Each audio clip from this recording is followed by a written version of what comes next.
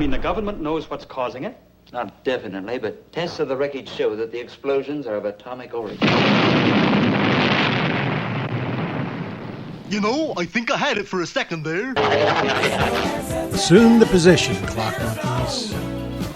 This show is about time, and it's about time. Oh, once upon a time. Ahead of my time, maybe. I don't want to be behind the times. You see, time has many meanings.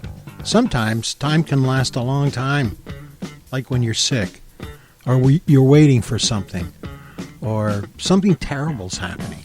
Sometimes time slows down, then it speeds up, like when you're on a roller coaster, or you're having a really great time. You wonder where the time went. I think time is a little bit like money. The more you have of it, the less each little bit of it means. To a child, $1 is a lot of money. To an old man with a giant pension and lots of dough, $1's not much. Same with days. The older you get, the less each day seems to last. Yes, time's a funny thing. It seems malleable. Maybe it's a construct. Maybe it's an invention. Let's explore that, shall we? This is Ranger Dave. We are considering the subject of time and the whole concept of the future. And the point of departure that I would like to suggest to you is that time is a social institution and not a physical reality. There is, in other words, no such thing as time in the natural world, the world of stars and waters and mountains and clouds and living organisms. There is such a thing as rhythm. Rhythm of tides, rhythm of biological processes. But time as such is a social institution. In the same way that language is, that number is, that concepts are, and all measurements, inches, meters, lines of latitude and longitude, all those things are social institutions or conventions. The word convention from the Latin convenire, to come together, to agree about something, to hold a convention, and thus, of course, in its deteriorated sense, when we say of something is purely conventional, that is to say, you needn't take it seriously. Of course, are we going to take time seriously? That is the big question. And it depends what you mean. If you don't understand that time is a convention, of course you take it seriously. And you are driven by time. Time is money. Time is of the essence. And we do, don't we, live in a culture, or a complex of cultures in the Western world where we are literally driven by time. If you read a book like Jules Henry's marvelous work, Culture Against Man, he documents in the most extraordinary way to what an extent this particular culture is driven. So that even the psychologists have altered the old-fashioned word instincts, and now they call them drives. Because there's this feeling, you've got to make that deadline. There's something there you've got to get to. And people feel driven even when, supposing something's going to happen, you've got an appointment coming up. And some people find that in a strange way unsettling. They're so either eager to make this thing or so anxious about it that in between time they can't do anything else. They're incapacitated until it happens, until the blessed event or whatever it is occurs. But in the natural physical world, there is rhythm and there is motion. And time, then, obviously, is a way of measuring motion by comparing motion with some sort of constant. Now, the constant in the question of time is a circle, marked out in 360 or 60 degrees. And that is time. We cause a hand, a pointer, to revolve around that circle at a regular speed, and that gives us a constant with which we compare all kinds of motions and rhythms. And so the clock is just like a ruler and is as abstract as a ruler. And must be taken just for that, which means in a way not seriously, you see. That doesn't mean, of course, that you say, well, from now on we're going to melt down all clocks and use them for something else. Because conventions, social institutions, are very valuable. Corresponding to the watch, there is the compass. And that also is a circle, divided 4 ways, north, south, east, and west. The Buddhists speak of 10 directions because they have not only the 8 points of the compass, but they add to that above and below. And in their mythology, they have guardian kings whose duty it is to guard the 10 directions. And you see them at the entrances to temples and places like that, all of fearsome aspect. The cosmic traffic cops,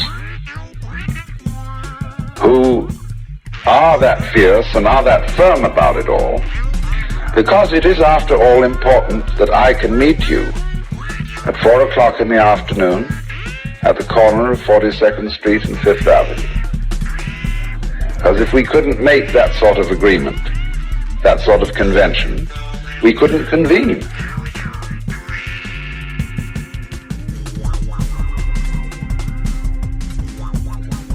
And insofar as it is important to us to meet,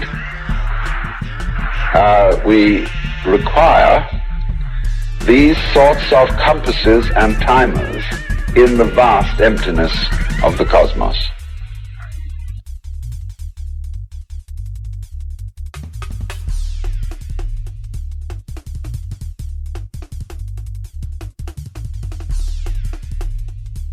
We use words like now, but it's a useless word because every time you say it, it means something different. Can you tell me the time? Well, which time did you want, now? Or the time you asked me? Or how about now? Is this the time you want? Speak up, this stuff isn't standing still. And think of the phrase, just now. Did you hear that? What? Just now. You mean just then? Yes, just then. Wait, there it is again. When? Just now. Everything we think of as now is either the very recent past or the very near future. There's no present. Welcome to the present. Shoot. Gone again. It's all so imprecise that people sometimes don't bother with minutes and hours at all. They keep things purposely vague. What time you got? I got just after. Just after? Gee, my watch is slow. I got going on. It's amazing how something as precisely calibrated as time can be described so loosely, especially where short periods of time are concerned. We say at once, immediately, right away, just like that, no time at all, nothing flat, at a moment's notice. And one that I never understood, before you can say Jack Robinson. You don't hear that much anymore, do you? Maybe Jack ran out of time. Maybe he was an Aztec. So when are we? Sometimes we think we know where we are, but we really don't know when we are. For all we know, it could be the middle of last week. And the time zones are no help. They're all different. In fact, in parts of India, the time zones actually operate on the half hour instead of the hour. What is that all about? Does anyone really know what time it is?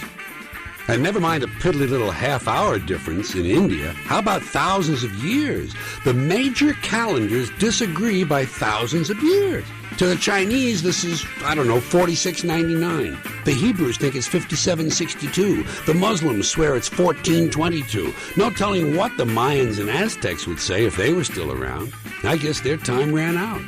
Remember, folks, these are calendars we're talking about. Instruments specifically designed to keep track of time. And they're all different. And they're not just off by a couple of weeks. This is thousands of goddamn years we're talking about. How did that happen? Our current Gregorian calendar is such an amateur show that every 4 years we have to cram in an extra day just to make the whole thing work. We call it February 29th.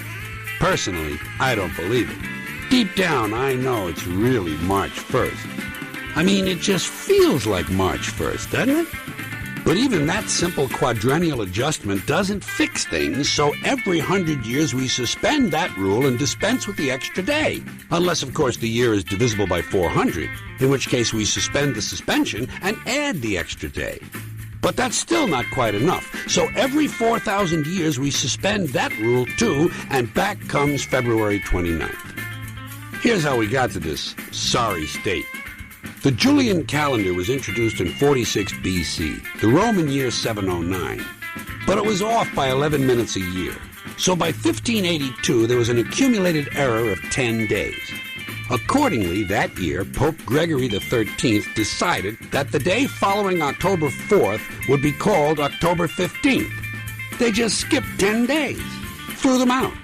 Officially, in 1582, no one was born in France, Italy, Spain, or Portugal during the period October 5th through October 14th. Weird, eh? But even weirder, Britain didn't adopt the Gregorian calendar till 1752 when they dropped 11 days out of September. Since this also applied to the American colonies, officially no one was born here from September 3rd through September 13th, 1752, except Indians. By the way, that was the same year New Year's Day was moved from March 25th to January 1st. The way it had been handled before, for example, was that March 24th, 1750, would be followed by March 25th, 1751. Pretty fucked up, huh? And you thought that big millennium party you went to was being held right on time. Now is the time. Seize the day! Let us face, without panic, the reality of our times. What if I could go to another time? You don't have to wear a clock around your neck to know what time it is.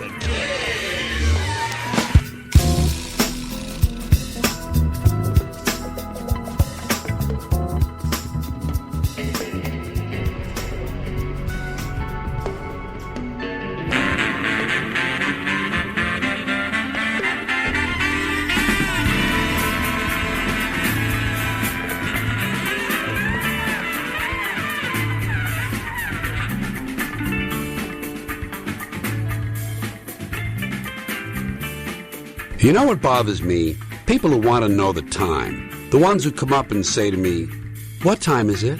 As if I personally were responsible for keeping track of such things. Sometimes they'll phrase it a little differently. They'll say, "Do you have the time?"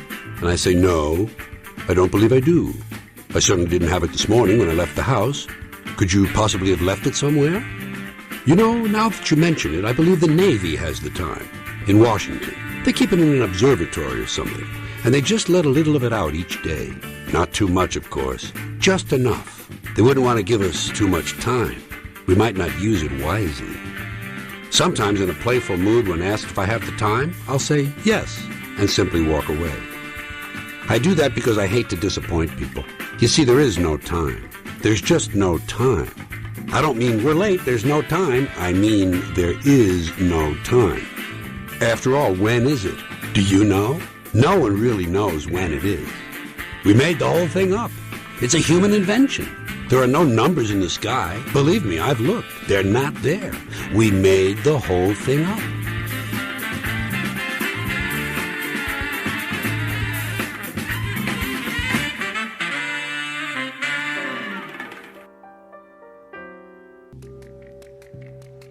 When it's infinite o'clock.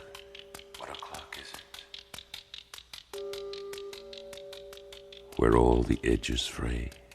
You say. And everyone will wonder why. Why?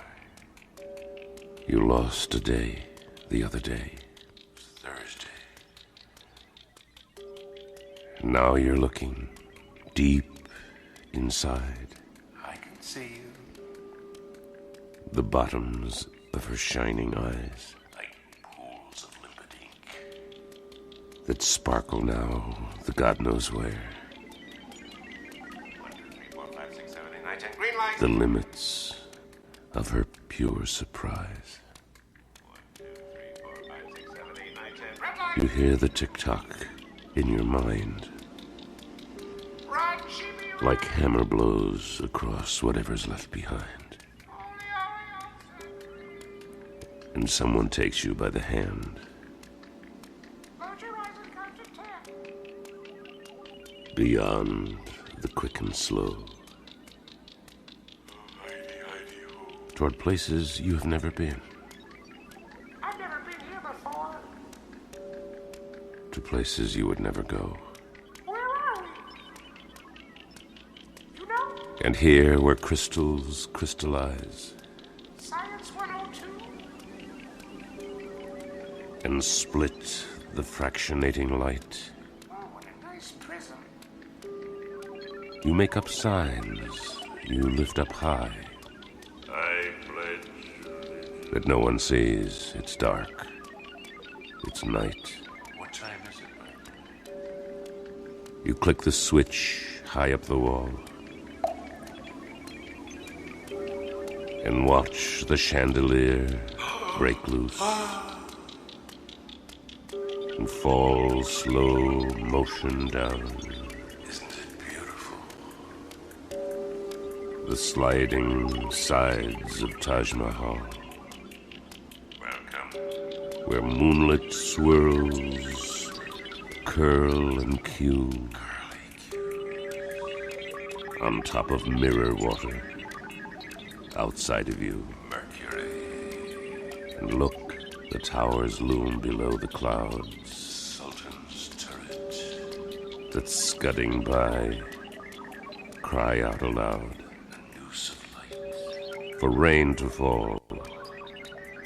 Like salty tears. That time of year. Now down the furrowed cheeks. Of all who left her here.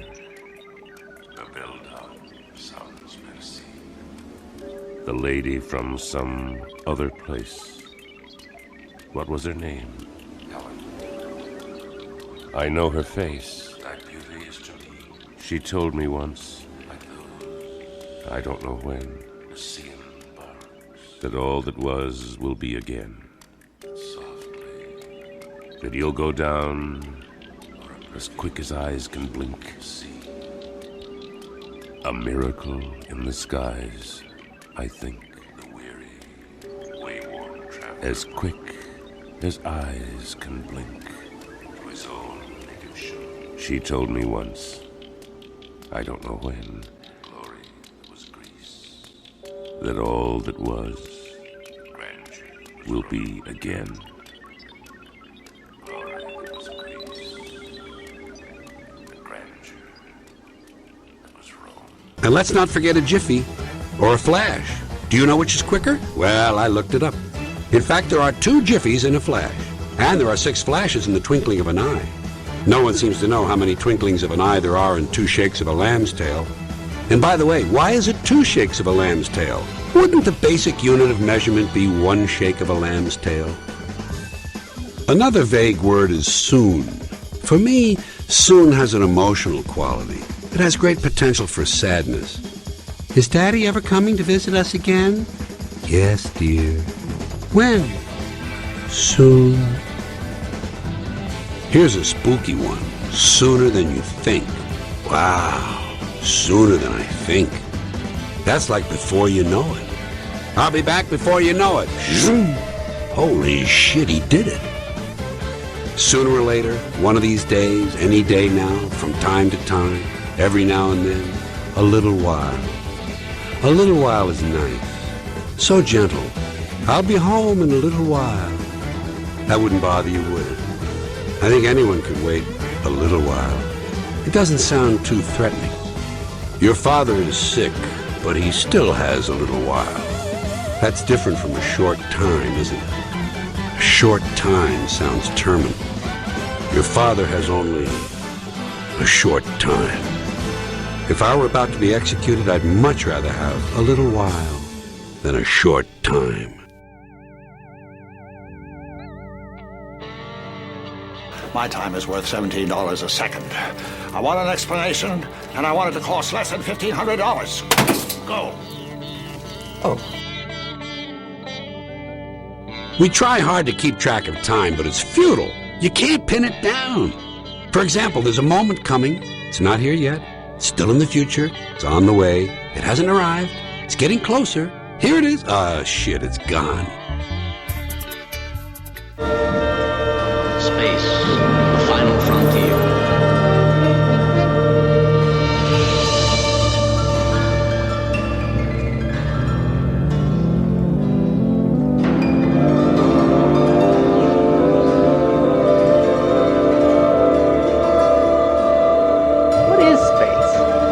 How that relates to atmospheric density and the accepted boundary of where space starts. Space is pretty empty. We need a point where the atmosphere becomes unusable and we can say that we're in space. And this is the Kármán line. At the Kármán line, we can't use the atmosphere to make airplanes work.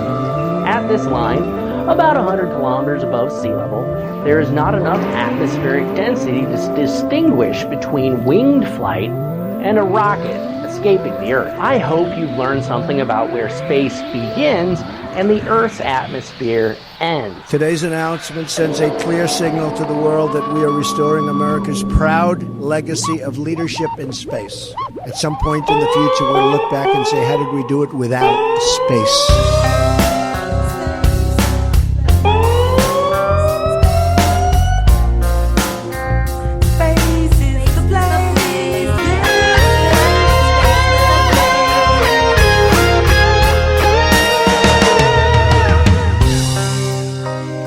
Valued listener, this is Ranger Dave broadcasting from my mountain retreat. We're doing a show about space.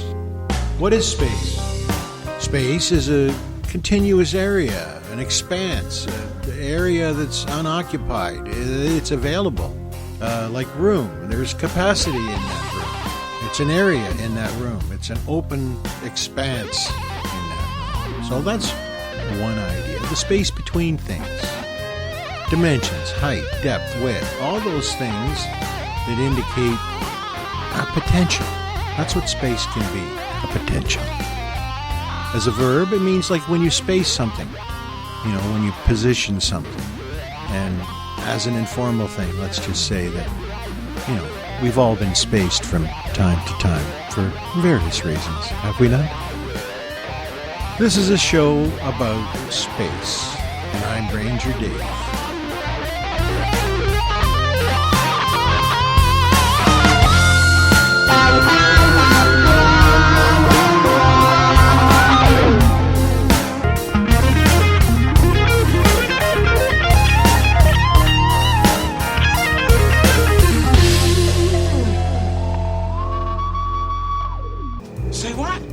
Aliens from the 8th dimension. I'm seeing them now. You can see them now? Yeah? Yeah, the three jerks driving this van. Look at this. What is this?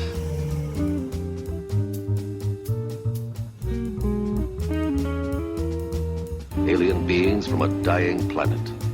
Their destination, the Earth. Their purpose, to make it their world.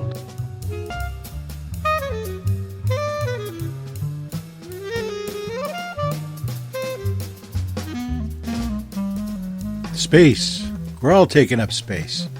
Everybody. Everything is taking up space. Everything we know, anyway. And of course, there's space out there. So we're going to cover both ends of it tonight. War, pestilence, famine. All the really terrible things in the world are caused by space, or room, or lack of it. and the fact that we're large and we consume many, many things in our lifetime, we require space.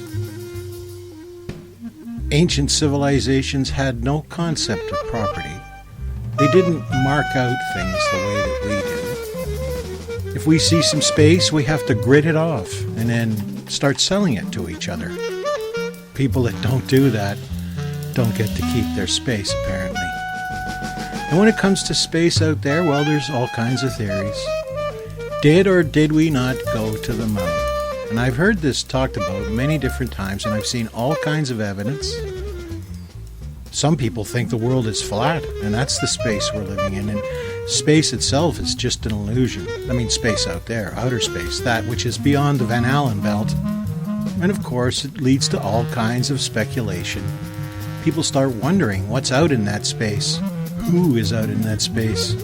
Where is that space? How much of that space is there?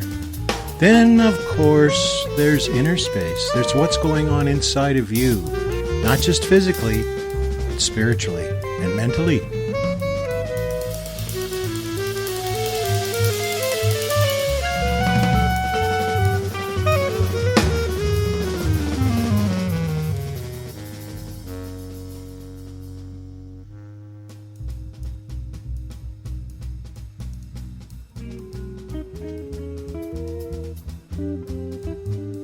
I've been coming out to this landing site every day for 2 years to measure it. And here's the thing. The circumference and the diameter change by a few inches, yet the radius remains the same. Which brings me back to the number 5. There are 5 letters in the name Blaine. Mix the word Blaine up, mix it around. Eventually, you'll get Nabali.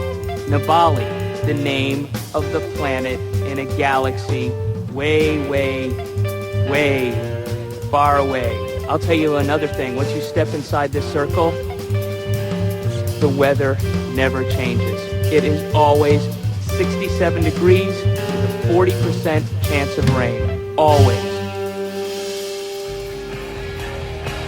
Request position reports on Venus probe satellites 1 and 4. This is Tracking Unit 6-4. Position reports for Venus probes not ready for 30 minutes. This is Space Center. Roger. We'll stand by on channel 422.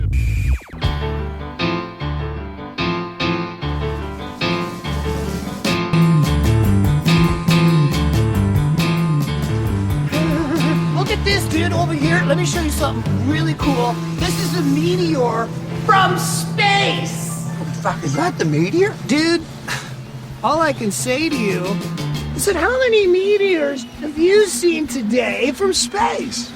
That's unbelievable. That was flying around in space. It really was. And the thing is, you know, we paid a little extra for it. We paid like $1 million, right, honey? We paid $1 million. $1 million bucks? It's really not much after the song You've Gone Wild. But the thing is that I could have got a meteor for like 60 grand.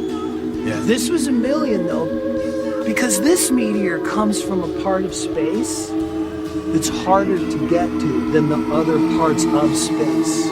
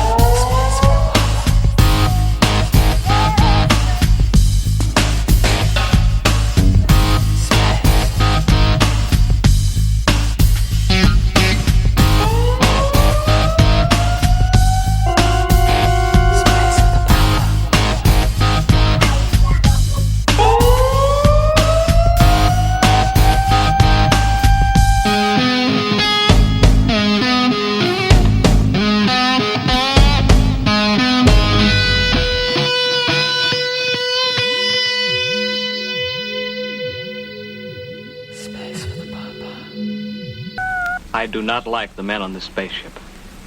They are uncouth and fail to appreciate my better qualities. I have something of value to contribute to this mission if they would only recognize it. I've been stuffed in your pocket for the...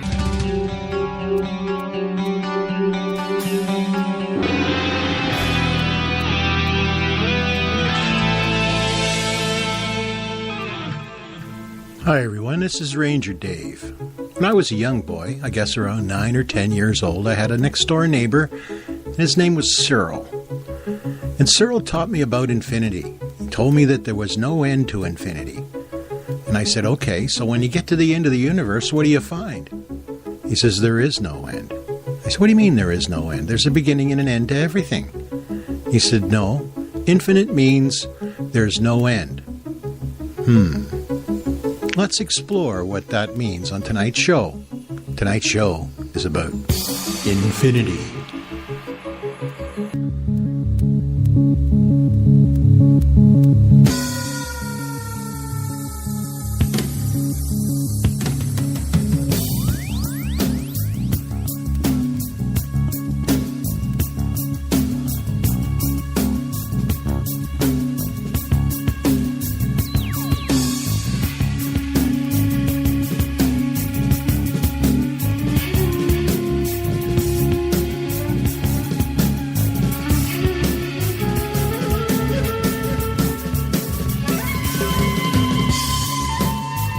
The question of whether the universe is infinite or not, it used to be phrased as a question of, let's look at the universe right now and think about how far does space go, okay? And, it's probably not going to end somewhere where, you fall off into nothingness. But one thing that it could do is it could sort of close back in on itself like the surface of the Earth, except without the interior of the Earth. You have to think that away. But it could be finite in that sense, or it just could keep on going forever. Now, that is a very hard question to decide. We could have gotten lucky if the universe is small enough that you could see light going once around that surface. Then you could really detect that it's finite. But the universe is only 13 billion years old. Light could only have gotten that far since the Big Bang, and so it could be finite spatially, but we just wouldn't know about it because we haven't seen, it's just like somebody who, like Kant, who never traveled outside his hometown. He has no idea that the world is actually finite. It could be going on forever. Who knows?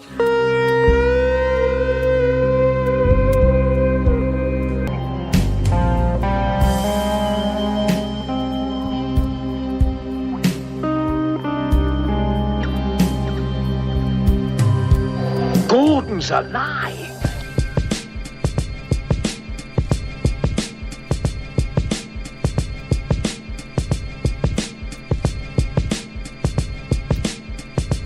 Now here's a painting of a landscape.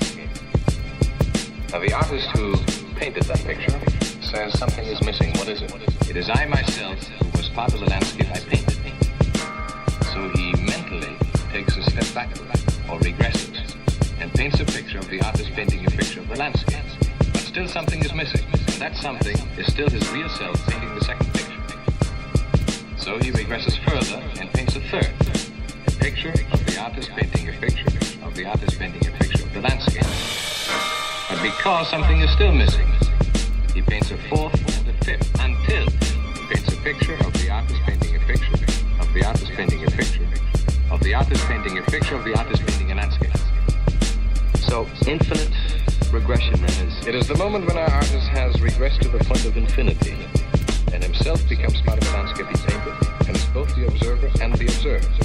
Well, now, in that peculiar condition, what would he be observing if he were observing, let's say, time? He would perceive, Mr. Bonds, that time is like a freeway with an infinite number of lanes.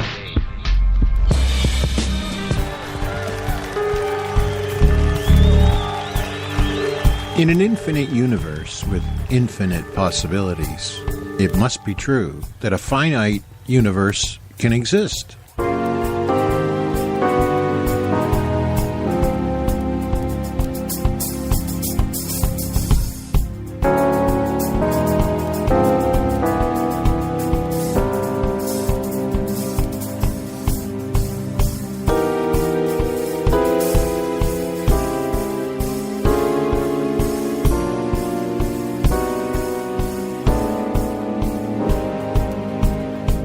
It may look like there are infinitely many angels or devils. Think of them as different regions in the universe, and you want to predict, if you open your eyes, where do you find yourself, in a black or in a white region? Well, there are infinitely many of both. It doesn't make sense to say it's a half-half chance, because I can reorder these angels and devils so that there's still infinitely many, but it makes it look like there are far more angels and so on. So I can always reorder this. In this universe, there are infinitely many places where you win the lottery, and of course infinitely many places where you don't. And on what basis then do we predict that you probably aren't going to win the lottery?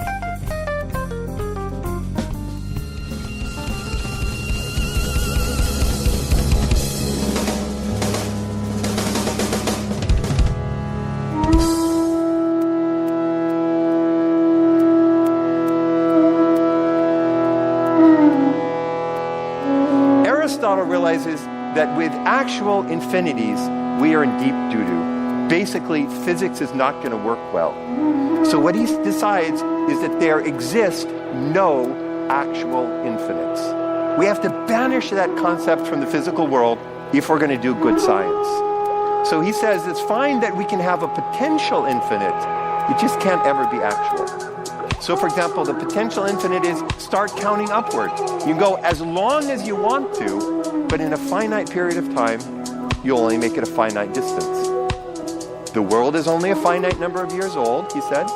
Therefore, there are no actual infinites. Take a quantity and start dividing. You can divide it as much as you want to, but at some point you'll run out of time, as I'm about to, and you have to stop.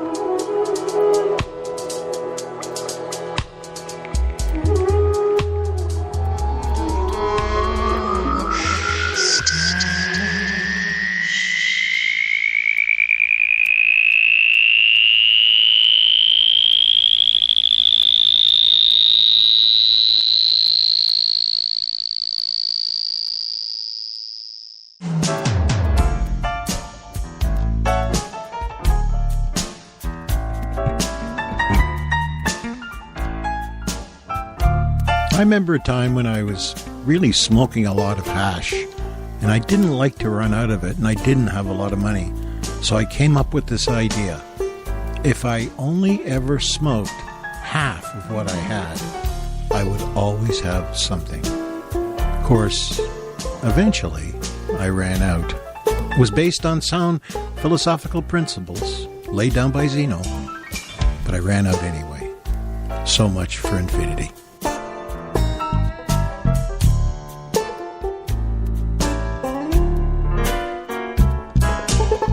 Anaximander had introduced the concept a few years earlier of the boundless, apeiron, the thing that's without limits, a scary kind of notion that the Greeks really disliked. You can't build a Parthenon with the boundless, right? Zeno found that whenever he introduced real infinites into the world, he ran into paradoxes. So let's take the fastest Greek of all, Achilles, and let's set him in a foot race against a tortoise, right? Can we give the tortoise a head start? Is that all right? Right. So the tortoise is out there in front. An hour later, he's made 100 feet, right? And then here goes Achilles. Zeno says, well, he's got to go halfway to the tortoise first. And then he's got to go halfway between there and the tortoise. And then he's got to go halfway. You get the point? Achilles, Zeno argued, could never pass the tortoise if infinites are real, because he always has to transverse half the distance and half the distance ad infinitum, right, to the end. So the infinite and paradox are linked from the very beginning.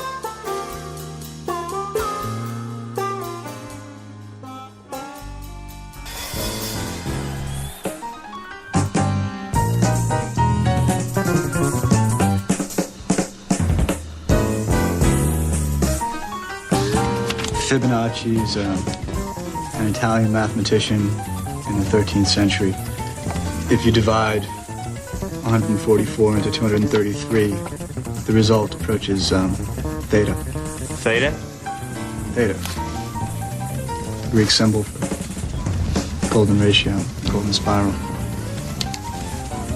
Wow. I never saw that before.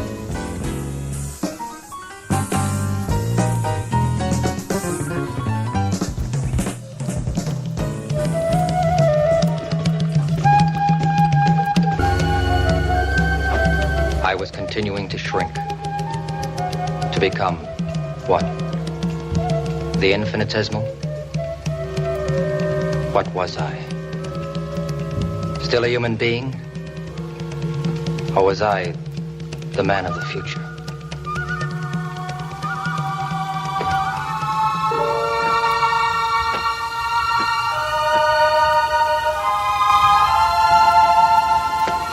If there were other bursts of radiation, other clouds drifting across seas and continents, would other beings follow me into this vast new world?